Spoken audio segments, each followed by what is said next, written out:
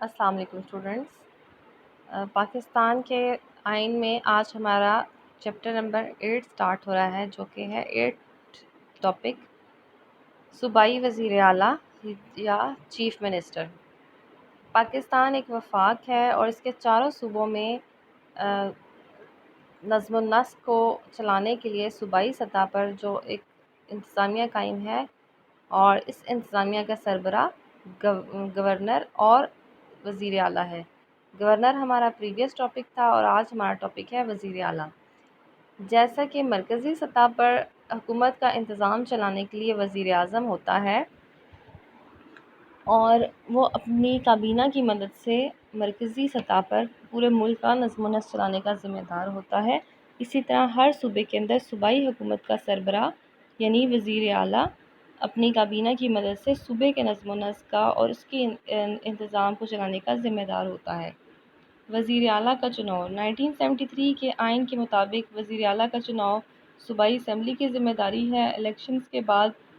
جس پارٹی کو اکثریت حاصل ہوتی ہے اس پارٹی کے لیڈر کو وزیر اعلیٰ بننے کی دعوت دی جاتی ہے، جو کہ گورنر دیتا ہے، اور اس کے بعد اس کو اسمبلی سے اعتماد کا ووٹ حاصل کرنا پڑتا ہے۔ جب تک وہ اسمبلی کی اکثریت کا اسے اعتماد حاصل رہتا ہے، وہ اپنے عہدے پر فائز رہتا ہے، ورنہ اس کو اسی عہدے سے برطرف کر دیا جاتا ہے۔ وزیر اعلیٰ کی حیثیت آپ کو 1973 کے آئین کے مطابق بالکل ویسی ہی نظر آتی ہے جیسی کہ وزیر اعظم کی، اور 1985 کی 8ویں ترمیم کے تحت اور اس کے بعد 17ویں ترمیم کے تحت دونوں دفعہ وزیر اعظم کے اختیارات کم کر دیے گئے اور صدر کے اختیارات بڑھائے گئے۔ تو صوبائی سطح پر آپ نے گورنر کے اختیارات میں بھی یہی چیز دیکھی تھی کہ گورنر کے اختیارات بھی کم یا زیادہ ہوتے رہے ہیں 8ویں اور 17ویں ترمیم کے تحت۔ تو اسی طرح صوبائی سطح پر وزیر اعلیٰ کے اختیارات بھی کم ہوتے رہے، اور 2010 سے جب سے پارلیمانی نظام کو مکمل طور پر بحال کیا گیا ہے اور 58(2) کا خاتمہ کر دیا گیا، اس کے بعد سے اب وزیر اعلیٰ ہی صوبائی سطح پر اصل اختیارات کا مالک ہے،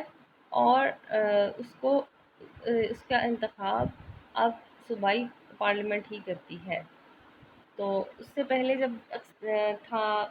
8ویں ترمیم، جب 1985 میں 8ویں ترمیم کی گئی تھی آئین کے اندر، تو جب صدر کے اختیارات بڑھے اور گورنر کے اختیارات بڑھے صوبائی گورنر کے، تو اسی طرح وزیر اعلیٰ کے اختیارات بھی کم ہو گئے جیسے جیسے وزیر اعظم کے اختیارات کم ہوئے۔ تو اس کے بعد وزیر اعلیٰ کی کابینہ آتی ہے۔ وزیر اعلیٰ کابینہ کا چناؤ اپنی پارٹی کے افراد میں سے کرتا ہے۔ جیسے ہی وہ اپنے عہدے کا حلف اٹھاتا ہے، پہلا کام یہی کرتا ہے کہ آپ کو، بلکہ جو وزیر اعظم کے اختیارات و فرائض میں آپ نے اس کی ڈیٹیلز پڑھی تھی، بالکل وہی آپ کو یہاں پہ ملتی جلتی ڈیٹیلز ملتی ہیں کہ جیسے مرکزی سطح پر وزیر اعظم اپنا عہدہ سنبھالنے کے فوراً بعد سب سے پہلا کام اپنی کابینہ کا چناؤ کرتا ہے، اسی طرح صوبائی سطح پر وزیر اعلیٰ اپنا عہدہ سنبھالنے کے فوراً بعد سب سے پہلا کام اپنے وزراء کا چناؤ کرتا ہے۔ اور وزراء کا چناؤ کرتے وقت ضروری ہے کہ وہ صوبائی جو پارلیمنٹ ہے اس میں سے ہی افراد کو لے، اور پاکستان میں جو صوبائی پارلیمنٹ ہے وہ یکایوانی ہے، یعنی صرف ایک اسمبلی کا ایک ہی ایوان ہے، اور ہر صوبے میں وہ صوبائی جو اسمبلی ہے اس میں سے اپنے پارٹی کے افراد کو لیتا ہے، اور پارٹی کے اہم لیڈرز کو اور ان افراد کو جنہوں نے الیکشن مہم کے دوران وزیر اعلیٰ کا خاص طور پر ساتھ دیا ہوتا ہے، اور سینئر ارکان کو شامل کرتا ہے۔ جب صوبائی گورنر کے اختیارات میں اضافہ کیا گیا 1985 میں اور 2002 میں، تو وزیر اعلیٰ پابند تھا کہ وہ گورنر کے مشورے سے تمام کابینہ کے افراد کو کابینہ میں شامل کرے، کابینہ کے وزراء کو کابینہ میں شامل کرے۔ اسی طرح وزیر اعلیٰ کا نامزدگی بھی گورنر کی ذمہ داری تھی، جب تک کہ گورنر جنرل کے اختیارات زیادہ تھے، اور جب صدر کے اختیارات بھی زیادہ تھے تو صوبائی وزیر اعلیٰ کی نامزدگی کا اختیار گورنر کے پاس تھا، صوبائی گورنر کے پاس۔ اسی طرح صوبائی گورنر ہی وزیر اعلیٰ کو کابینہ کے وزراء کو نامزدگی کے لیے بھی اس کی منظوری بھی ضروری تھی۔ اس کے بعد وزیر اعلیٰ جب اپنا عہدہ سنبھال لیتا ہے تو وہ اپنے عہدے کا حلف اٹھاتا ہے، پاکستان سے وفاداری اور ملک کے استحکام اور سالمیت کے لیے کام کرنے کی اور پاکستان کے جو نظریہ ہے اس کی حفاظت کرنے، اسلامی نظریات اس کی حفاظت کرنے کی کا اعلان کرتا ہے۔ اور حلف میں وہ یہ بھی کہتا ہے کہ وہ اپنی ذات پر ملک اور قوم کو ترجیح دے گا، لیکن وزیر اعلیٰ کے لیے کیونکہ مسلمان ہونے کی شرط نہیں ہے، تو اس لیے اس سے جو باقی ہم نے وزیر اعظم کے حلف میں پڑھا تھا کہ اس کے لیے ختم نبوت کا اقرار کرنا ضروری ہے، ایسا وزیر اعلیٰ کے لیے ضروری نہیں ہے، کیونکہ اس کے لیے مسلمان ہونا بھی ضروری نہیں ہے۔ کابینہ کے اصول، کابینہ کے اصول ویسے ہی ہیں جیسے مرکزی سطح پر کابینہ کے ہیں کہ کابینہ کے وزراء اکٹھے تیرتے اور اکٹھے ڈوبتے ہیں۔ ایک وزیر کی کارکردگی سے اگر ایوان مطمئن نہیں ہے تو اسمبلی اگر اس کے خلاف عدم اعتماد کی تحریک منظور کر لیتی ہے تو تمام وزراء سمیت وزیر اعلیٰ کے استعفیٰ دے دیتے ہیں۔ اسی طرح کسی ایک وزیر کی کارکردگی سے کا جو کریڈٹ ہے وہ پوری کابینہ لے سکتی ہے، اور ہر وزیر مشترکہ طور پر کابینہ کی کارکردگی کا ذمہ دار ہوتا ہے۔ اور اسی طرح اگر جو کابینہ کے ارکان ہیں وہ ان کی علیحدگی اس طرح ہوتی ہے کہ وہ خود بھی استعفیٰ دے سکتے ہیں۔ اس کے علاوہ وزیر اعلیٰ جب چاہے کسی بھی رکن کو اس کے فرائض سے سبکدوش کر سکتا ہے، اور جب 58(2)B کا اختیار مرکزی سطح پر برقرار تھا اور صدر کے پاس اختیار تھا کہ وہ صوبائی مرکزی کابینہ کو برطرف کر سکے اور مرکزی اسمبلیوں کو، تو اسی طرح صوبے کے گورنرز کے پاس بھی اختیار تھا کہ وہ صوبے کی جو اسمبلی تھی، پارلیمنٹ تھی، اس کو اور وزیر اعلیٰ اور اس کی کابینہ کو برطرف کر سکیں۔ وزیر اعلیٰ کی عہدے سے لگی ویسے وزیر اعلیٰ کا جو عہدہ ہے وہ 5 سال کے لیے ہوتا ہے جب تک کہ نئے الیکشن نہیں ہو جاتے، اور نئے الیکشن کے بعد اگر دوبارہ اس وزیر اعلیٰ کی جو پارٹی جس پارٹی سے اس کا تعلق ہوتا ہے وہ جیت جاتی ہے تو وہ پھر سے وزیر اعلیٰ بن سکتا ہے۔ جیسے آپ کے سامنے شہباز شریف کی مثال ہے کہ وہ تقریباً 3 دفعہ پنجاب کے وزیر اعلیٰ رہے ہیں، تو ایسے ممکن ہے کہ اگر ایک پارٹی بار بار اکثریت حاصل کرتی ہے تو بار بار اس کا وزیر اعلیٰ اسی صوبے کا وزیر اعلیٰ بن سکتا ہے۔ اور وزیر اعلیٰ کی علیحدگی کی صورت میں ممکن ہے کہ اگر اس کو ایوان کی اکثریت کا اعتماد حاصل نہ رہے، اگر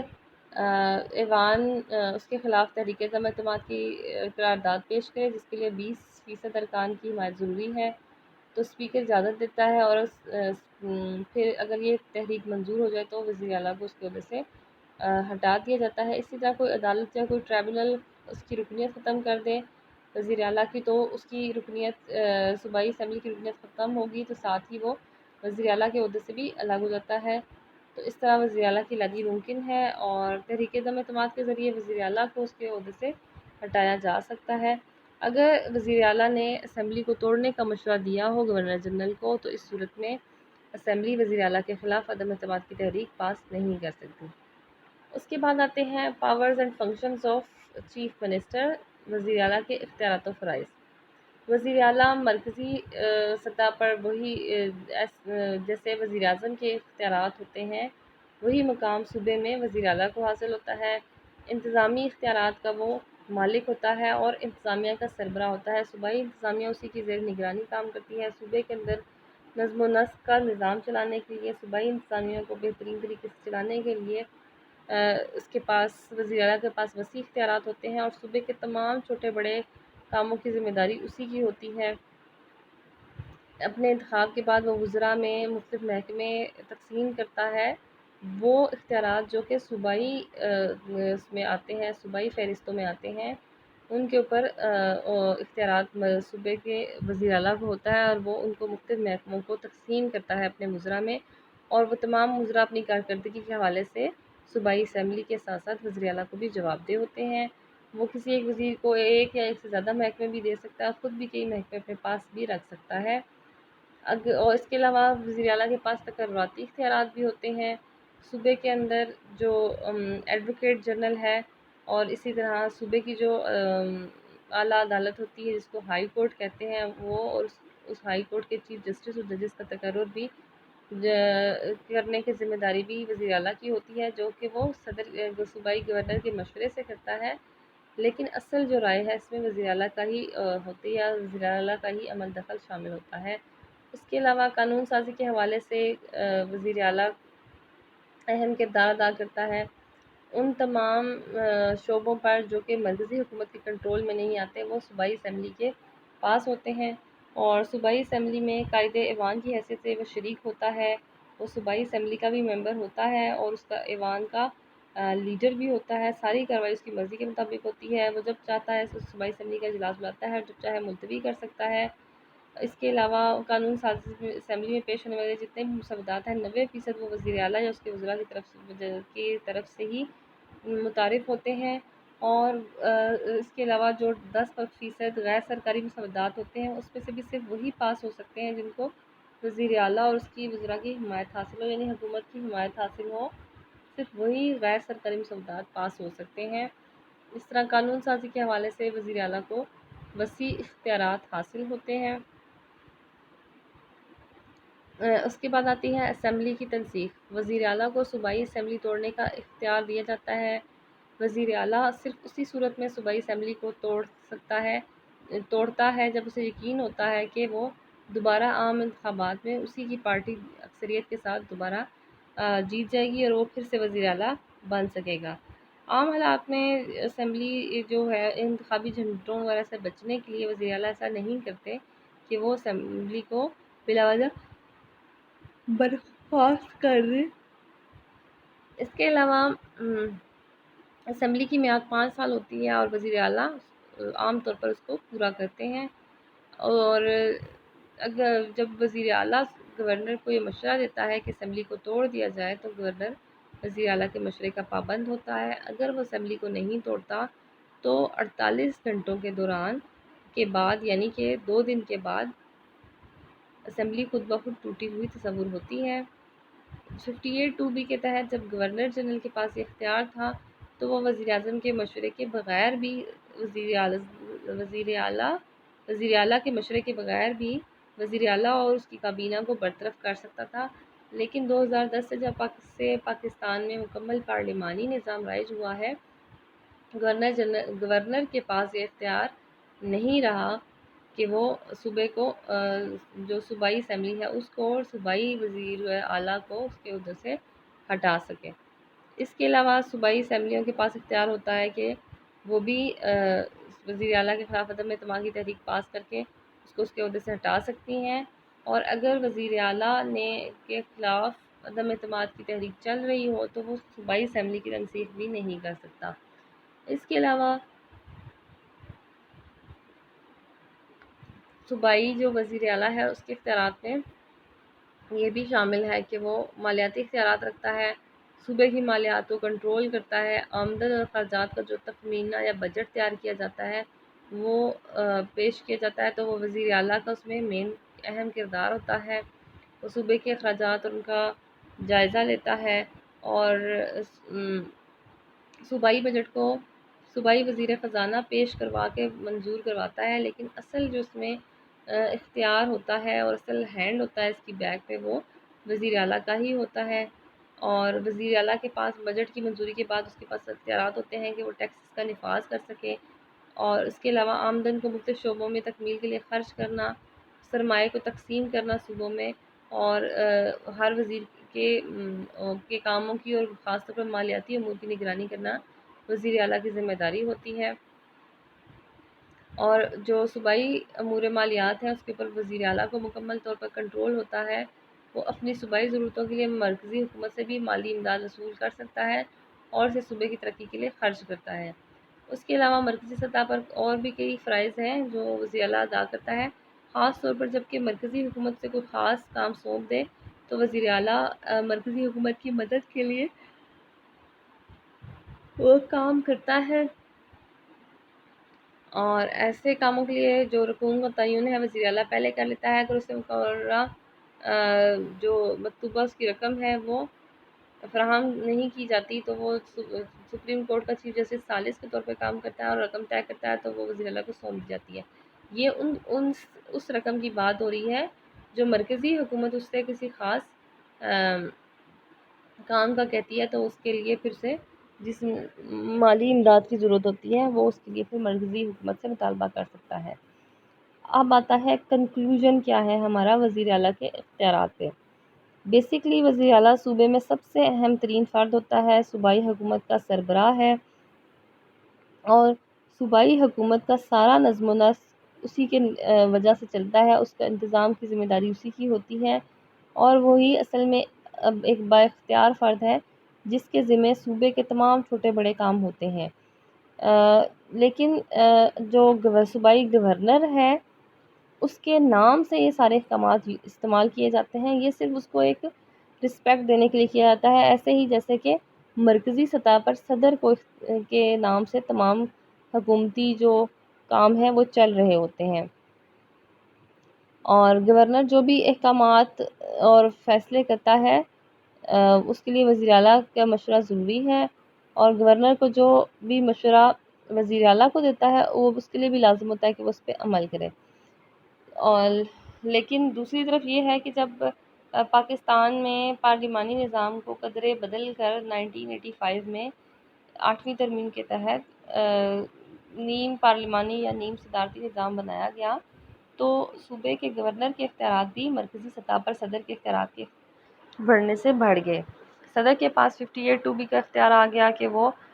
مرکزی پارلیمنٹ کو اور وزیر اعظم کو ان کے عہدوں سے برطرف کر سکتا تھا، تو صوبے کی سطح پر گورنر کے پاس یہ اختیار آ گیا۔ اسی طرح مرکزی سطح پر اس کے پاس اختیار تھا کہ وہ وزیر اعظم کو نامزد کرے، تو صوبے کی سطح پر گورنر کے پاس اختیار آ گیا کہ وہ وزیر اعلیٰ کو نامزد کرے۔ اور 2010 میں جب اس شک کو ختم کیا گیا تو اس کے بعد سے اب گورنر کے اختیارات بالکل برائے نام رہ گئے ہیں، اور اب گورنر اس چیز کا آئینی لحاظ سے پابند ہے کہ وہ وزیر اعلیٰ کے مشورے کے بغیر کوئی حکم صادر نہ کرے، اور جو مشورہ وزیر اعلیٰ دے اس کے اوپر لازمی کام کرے۔ تو اس طرح سے گورنر کی ایک برائے نام اور آئینی حیثیت واضح ہو جاتی ہے، جس کے اختیارات نہ ہونے کے برابر ہیں۔ اور اب جو گورنر ہے وہ صوبے میں صرف صوبے کا ایک آئینی سربراہ ہے